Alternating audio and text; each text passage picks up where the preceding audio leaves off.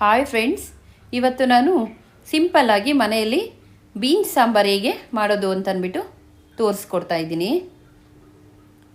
ನಾನು 2 ಕಪ್ಪು ಬೇಳೆ ಹಾಕ್ತಾ ಇದ್ದೀನಿ.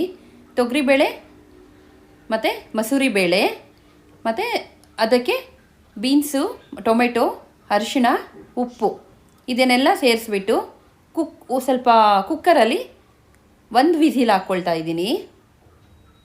ನೋಡಿ, ವಿಸಿಲ್ ತಣ್ಣಗಾಯಿತು. ಅದಕ್ಕೆ ಸಾಂಬಾರು ಪುಡಿ ಸೇರಿಸ್ಬಿಟ್ಟು ಚೆನ್ನಾಗಿ ಕುದಿಸ್ಬಿಟ್ಟು ಒಗ್ಗರಣೆಗೆ ಸ್ವಲ್ಪ ಎಣ್ಣೆ, ಸ್ವಲ್ಪ ತುಪ್ಪ ಹಾಕ್ಬಿಟ್ಟು ಸಾಸಿವೆ, ಬೇವು, ಈರುಳ್ಳಿ, ಜೀರಿಗೆ ಹಾಕ್ಬಿಟ್ಟು ಒಗ್ಗರಣೆಗೆ ಕುದೀತಾ ಇರುವಂಥ ಸಾಂಬಾರನ್ನ ಮಿಕ್ಸ್ ಮಾಡಿ ಅದಕ್ಕೆ ಸ್ವಲ್ಪ ಹುಣಸೆಹಣ್ಣು ರಸ ಮತ್ತು ಬೆಲ್ಲ ಹಾಕ್ಬಿಟ್ಟು ಮೇಲ್ಗಡೆ ಕೊತ್ತಂಬರಿ ಸೊಪ್ಪು ಹಾಕಿದ್ರೆ ಬಿಸಿ ಬಿಸಿಯಾದಂಥ ರುಚಿಯಾದ ಬೀನ್ಸ್ ಸಾಂಬಾರು